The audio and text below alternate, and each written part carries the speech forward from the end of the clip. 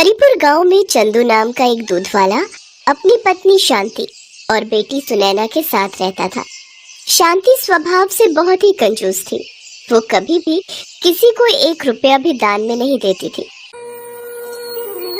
ओ सुनैना, ये दूध का भरा गिलास किसे देने जा रही है? माँ, वो एक बूढ़ी अम्मा दरवाजे पर खड़ी है, उन्हें बहुत भूख लगी है। माँ, हमारे पास तो बहुत सारा दूध है, मैंने सोचा थोड़ा सा दूध अम्मा को दे दूं। बड़ी आई गरीबों में फालतू का दूध बांटने वाली। ला इधर ला ये दूध का गिलास। पता है कितना महंगा दूध है ये? पाव भर दूध ऐसे ही दे दूं। और ये सब छोड़, तू जाकर ये मक्खन गांव में बेच कर आ। सुबह दूध बेचने गई तो मेरे पैरों में अभी तक दर्द हो रहा है। और कभी कोई कहे कि मक्खन के पैसे तेरे बापू को देंगे तो तू साफ बोल देना कि ये हिसाब अलग है और तेरे बापू अभी 8-10 दिन बाद ही शहर से लौटेंगे, तब तक इंतजार थोड़ी करेंगे। ठीक है माँ। सुनैना मक्खन बेचने चली जाती है। मक्खन ले लो मक्खन, ताजा ताजा मक्खन। अरे सुनैना बेटी, आज तू मक्खन बेचने आई है? सुबह दूध शांति दे गई थी। तेरे बापू घर पर नहीं है क्या? हाँ काकी, बापू कुछ दिनों के लिए शहर गए हैं।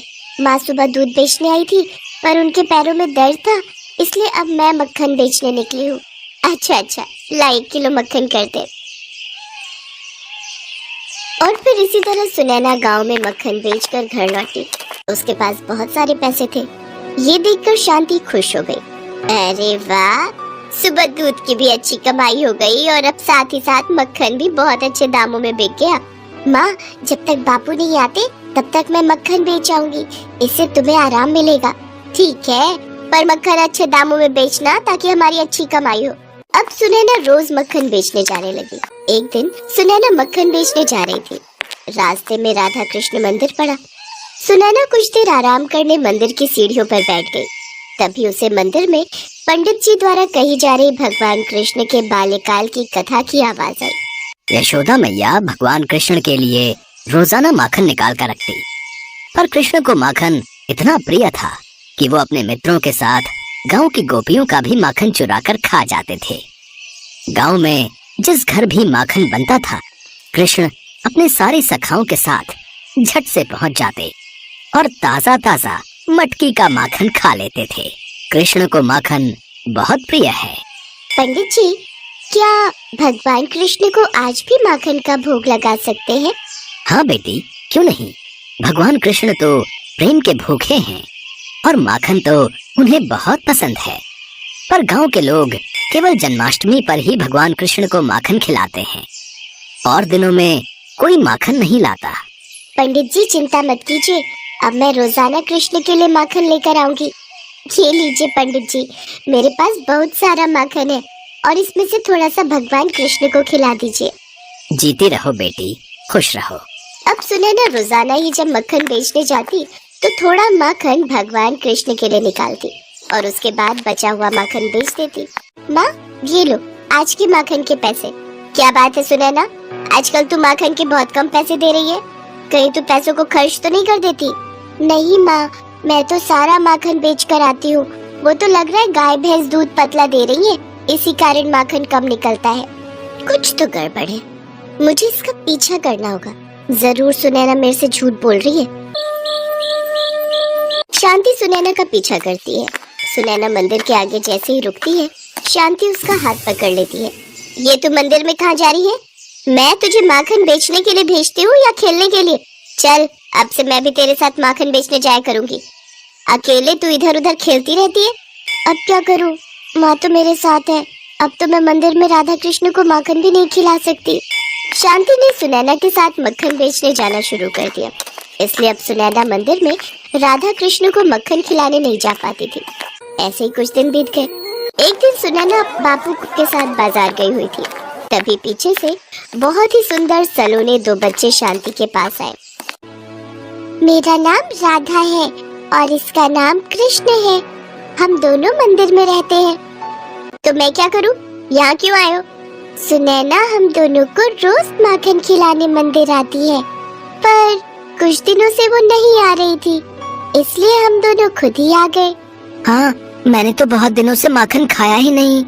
अच्छा, तो तुमने सुनैना को माखन के पैसे दिए थे? नहीं, हमने माखन के पैसे नहीं दिए। अच्छा, तब भी मैं कहूँ माखन के पैसे इतने कम क्यों बन रहे हैं? मुफ्त का माखन नहीं है हमारे पास। अगर तुम्हारे पास पैसे हैं तभी माखन मिलेगा। और हाँ, इतने दिनों से तुमने जो माखन खाया है ना, उसके भी पैसे मैं वसूल करके रहूंगी।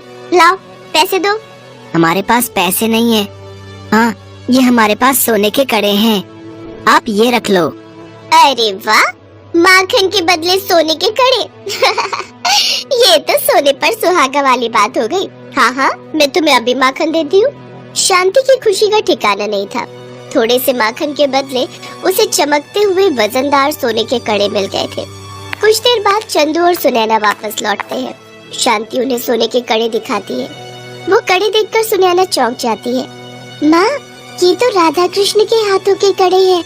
मंदिर में उनकी जो मूर्ति है उसमें राधा कृष्ण ने ये कड़े पहने हुए हैं। तुमने ये क्या कर दिया माँ? राधा कृष्ण खुद माखन खाने आए थे और तुमने उनसे ये कड़े ले लिए। शांति, भगवान तो प्रेम के भूखे हैं, तुमने माखन भगवान को बेच दिया। इतनी कंजूसी और इतना लालच अच्छी बात नहीं शांति। तुमने भगवान से भी कंजूसी करनी नहीं छोड़ी। राधा कृष्ण बच्चों के रूप में तुम्हारे पास आए थे, वो थोड़ा सा माखन ही तो मांग रहे थे। बहुत गलत किया तुमने शांति, बहुत गलत। वो तो भगवान थे, किसी साधारण बच्चे के साथ भी तुम्हें ऐसा व्यवहार नहीं करना चाहिए।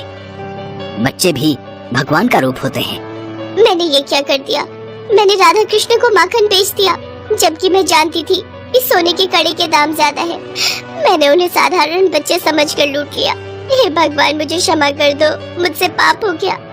सुनैना, सुनैना, चल बेटी, मंदिर ले चल। मैं राधा कृष्ण से क्षमा मांगकर उनके हाथों में खुद ये कड़े पहनाऊंगी। शांति चंदू और सुनैना के साथ राधा कृष्ण मंदिर में जाती है। वो देखती है राधा कृष्ण के हाथ खाली हैं, उनके हाथों में कड़े नहीं हैं। उसकी आंखों से आंसू छलकने लगते हैं। वो रोती रोती राधा कृष्ण के हाथों में कड़े पहनाती है। मेरी भूल क्षमा कर दो भगवान, मुझसे गलती हो गई, मुझे दर्शन दो। हे राधा कृष्ण, मुझे दर्शन दो। शांति की प्रार्थना पर राधा कृष्ण उसे दर्शन देते हैं। शांति, चंदू और सुनैना तीनों राधा कृष्ण के सामने शीश झुकाकर खड़े थे।